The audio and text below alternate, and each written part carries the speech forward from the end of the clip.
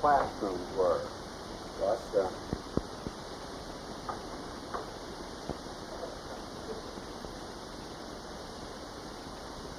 morning, Mrs. Sullivan.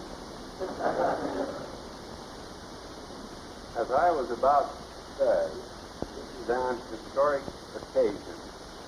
You are the newest freshman class in the newest medical school in this nation.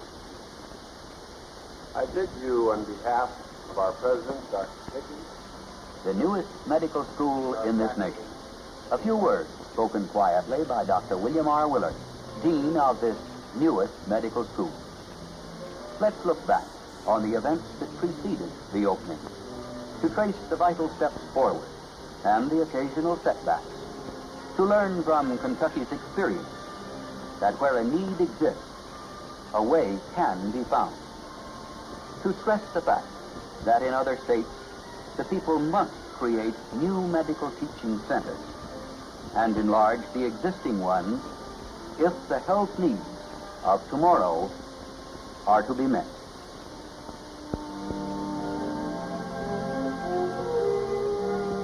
A firm of architects was retained to draw plans for a medical complex to include a medical science building, hospital, dental research building, and school of nursing.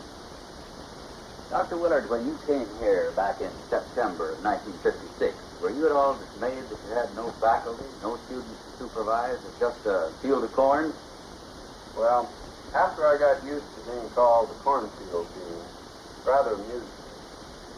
Our first headquarters was the Freeman House, an old farmhouse next to the cornfield on the College of Agriculture property. And the cornfield it remained for the next 2 years, until 1958, when the big job began for building the medical center.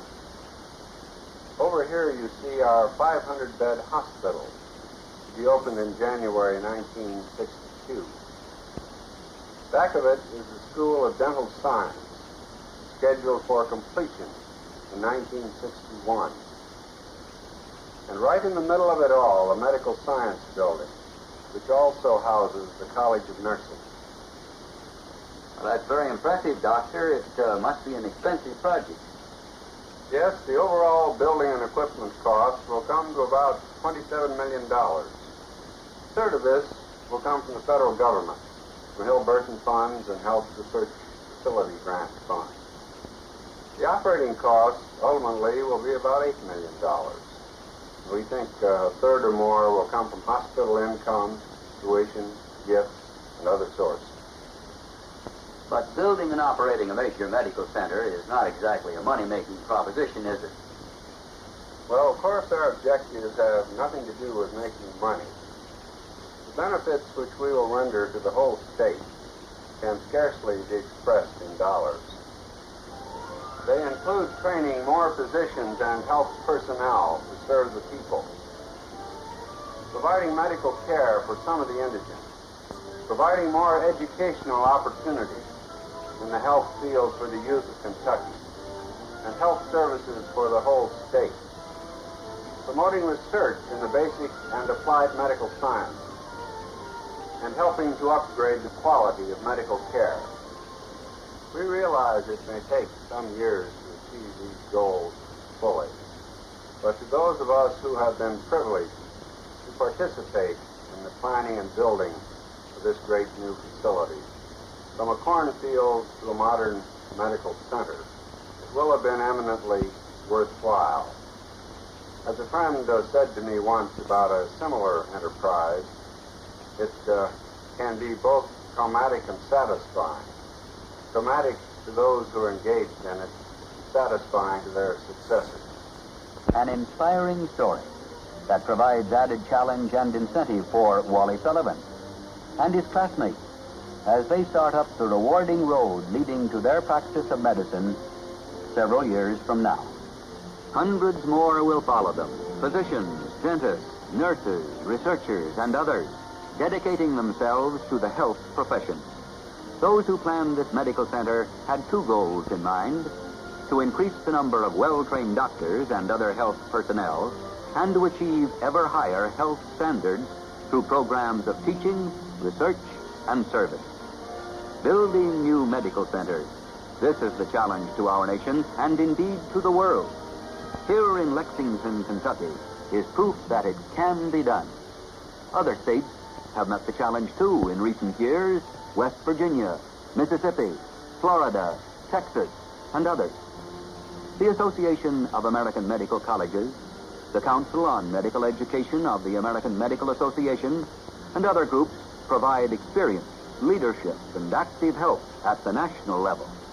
But the beginning, the first spark of action, must come at the state and local level, where an alert, forward-looking citizenry determines that the seemingly insurmountable odds can be overcome in order to ensure continued good health for the people. In Kentucky, it took a combination of forces. Sustained effort by the local medical profession, support in the state legislature, distinguished administrative leadership, cooperation of national leaders and agencies, and active efforts by citizens and citizen groups. These were the combinations that made possible this happy dedication day at the University of Kentucky. And because America's population is growing so rapidly, we need ideally 32 new medical schools in operation by 1976, only 16 years from now. And because it takes at least 8 years to build a medical school and graduate the first class, the time for decision is now. To provide our nation with 3,600 more graduating doctors annually than at present, scenes similar to this one must be repeated over and over again throughout our land. A scene in which the people of Kentucky proudly join in dedicating a new school for doctors.